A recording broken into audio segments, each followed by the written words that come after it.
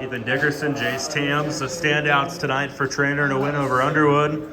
Gentlemen, you guys coming into tonight off a tough loss to HSTW. You bounced back against a good Underwood team. Tell me about this win. From your guys' perspective, what clicked? We just moved the ball better this game, cut harder off screens, got open more. Defensively in the first half, we were better rebounding, fought for the ball more, and worked out. Yeah, like yesterday in practice, we just really worked on boxing out and trying to get those extra rebounds so we can get some extra points up. So, yeah.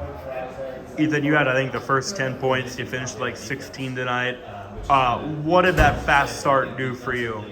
It just got me really energized and helped me play well throughout the game. What were you seeing? What did it feel like led to that from your angle? I don't know, it just kind of made me happy. I scored right away, scored 10 points and just helped.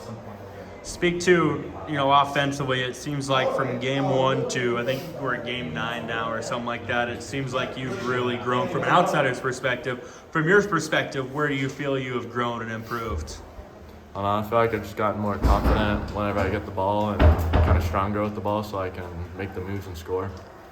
Tell me about your rebounding efforts tonight. They're a team that, they live off second chance opportunities and getting in transition. Your rebounding kind of made that tough. Yeah, just worked on it a lot and tried to do better so we could get those extra boards. Jace, you had a couple of big shots tonight. What were you seeing? I meshed my screens better, as coaches were telling me, and Thomas and Carson, all my teammates, were hitting me for open shots when I hit them. This is an offense that, coming into the year was probably still trying to figure each other out, a lot of new faces in the lineup. Talk about the growth from night 1 to now. We're a young team, so a lot of development, working hard and getting better. So we're working on our chemistry, and it's starting to click now. And, as you can see in the first half, and not in the second half as much. Looking ahead, how do you guys try to build off a win like this?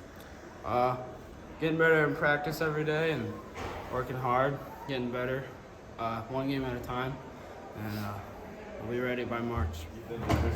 All right, Coach. I'm sure it's got to feel good to bounce back after a tough one Tuesday night. Good Underwood team you guys beat tonight.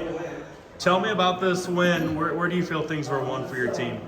Well, the second quarter was, everybody in the gym saw how good it was in the second quarter on our end.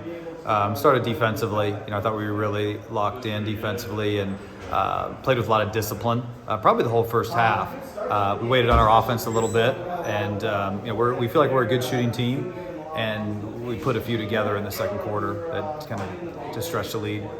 Yeah, and during that run, Underwood's a team that they live on up-tempo, getting in transition, getting numbers, getting open looks. They weren't getting that for the most part tonight. Without giving away too many secrets, what were you guys doing defensively that led to that success? Well, I don't know if we have any secrets there. They're a very good team. I personally have a lot of respect for the job that Brad does, and especially with this young group, he's doing a really good job.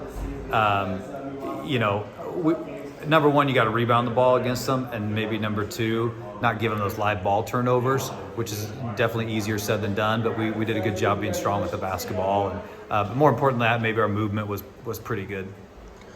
I know you said the second quarter run started with the defense, but the offense had to score the points. What was the offense doing during that stretch that led to that success?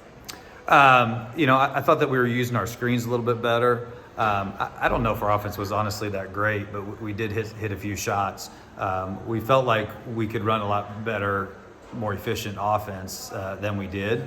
But even that didn't really materialize. I think we got some work to do on the offensive end for sure. Talking to you before the game, you spoke highly about the progression that Ethan Dickerson has made on the offensive end from the start of the year to now. That was evident tonight. What did you see from him? Well, first of all, he had a great offseason. And he made a great jump from his freshman to sophomore year, but his work ethic in the offseason was just really, really strong this year, and he just put a lot of time in. And we told our team the other day, said we have to change a little bit how we play offensively because of Ethan's progression. That really is a year ahead of schedule.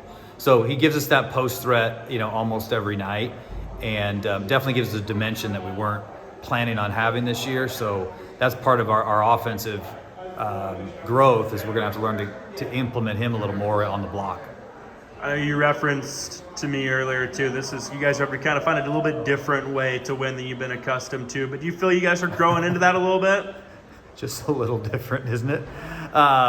Yes. The most impressive thing about this team is how they've embraced how we're playing. It's not the most sexy way to play, but it's how we want to win, and it's how we can beat teams. Give us a shot in games like that. And for the most part, they've really embraced that, and that's been very impressive, especially for this young group.